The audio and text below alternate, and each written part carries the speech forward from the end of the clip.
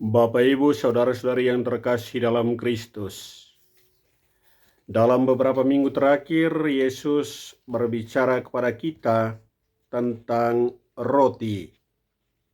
Dan hari ini dia kembali berbicara kepada kita tentang roti hidup yang turun dari surga. Aku adalah roti hidup yang turun dari surga. Barang siapa makan roti ini dan minum darah ini, ia akan memiliki hidup sampai kehidupan yang kekal. Aku adalah roti hidup yang turun dari surga. Siapa di antara kita yang bisa mengatakan hal serupa? Seperti apa yang dikatakan Yesus, aku adalah roti hidup yang turun dari surga. Dalam kehidupan kita setiap hari, seseorang boleh mengatakan sesuatu tentang dirinya. Seseorang boleh mengatakan, aku adalah seorang petani, aku adalah seorang guru, aku adalah seorang pegawai, dan lain sebagainya. Tapi ketika orang itu tidak melakukan apa yang dia katakan, orang akan menjadi tidak percaya.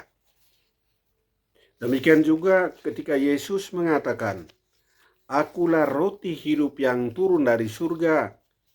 Barang siapa makan roti ini dan minum darah ini, dia akan memiliki hidup selamanya. Perkataan-perkataan Yesus ini membuat orang semakin bingung dan tidak percaya. Karena itu mereka bertanya, kenapa Yesus mengatakan demikian? Siapakah dia ini yang memberikan dagingnya dan darahnya untuk kita? Semua orang bertanya-tanya, mengapa? Dan Yesus mengatakan, akulah roti kehidupan. Roti kehidupan yang turun dari surga.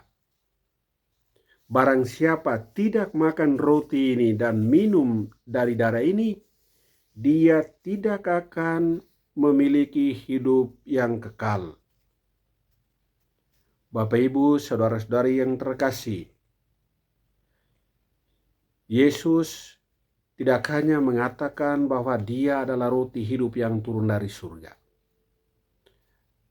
Tetapi lebih dari itu, dia mengatakan, siapa yang makan roti ini dan minum dari darah ini, ia akan memperoleh hidup selama-lamanya. Dan dengan kata-katanya ini, Yesus tidak hanya memancing kemarahan dan ketidakpercayaan, tetapi membuat orang semakin bingung, semakin tidak percaya, semakin marah terhadapnya. Apa yang Yesus katakan hari ini kepada kita, tak seorang pun dapat mengerti. Kata-kata bijak Yesus, kata-kata Allah, tidak dapat dimengerti secara mudah dengan akal manusia. Kata-kata Allah hanya dapat dimengerti ketika kita memiliki iman akan Yesus yang bangkit. Kita mengerti sekarang perkataan Yesus yang mengatakan bahwa dia adalah roti hidup yang turun dari surga. Yesus adalah roti hidup yang turun dari surga. Dia adalah anak Allah yang sejak mula ada bersama-sama dengan Allah. Dia adalah sabda yang menjadi daging, sabda yang menjadi manusia dan tinggal di antara kita untuk menyelamatkan kita dari dosa dan menghantar kita kepada hidup yang kekal. Walaupun demikian, Yesus tetap menjadi serupa dengan Allah. Walaupun dia menjelma menjadi manusia, tapi dia bukan dari dunia ini. Karena sejak mula dia ada bersama Allah. Dia ada bersama dengan Bapa sejak semula sebelum dunia diciptakan. Saudara-saudari terkasih, roti yang kita makan setiap hari adalah penting untuk kehidupan kita. Tetapi roti yang turun dari surga itu lebih penting untuk kehidupan kita di masa yang akan datang. Tubuh kita memerlukan makanan, membutuhkan roti untuk bisa bertahan hidup. Tetapi hidup itu hanya untuk sementara saja. Kita hidup hari ini, tetapi besok tubuh kita akan mati. Tubuh kita akan hancur dan kembali kepada tanah, kembali menjadi debu. Karena itu, hari ini Yesus mengundang kita untuk makan roti yang turun dari surga. Makan roti yang akan memberikan kita hidup yang kekal, hidup selama-lamanya. Aku adalah roti hidup yang turun dari surga. Barang siapa makan roti ini dan minum dari ini, ia akan tinggal di dalam aku dan aku di dalam dia. Dan aku akan membangkitkannya pada akhir zaman. Kita tahu bahwa hidup kita hanya untuk sementara. Kita membutuhkan roti untuk makan sehari-hari. Tetapi roti itu tidak akan menjamin kita untuk hidup selama-lamanya. Pemazmur mengatakan batas umur kita 70, 80 jika kuat.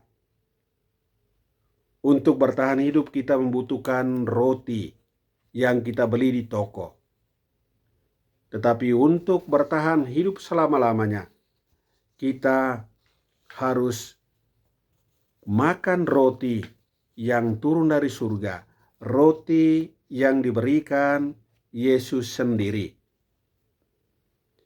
Kita hidup hari ini, tetapi besok kita akan pergi.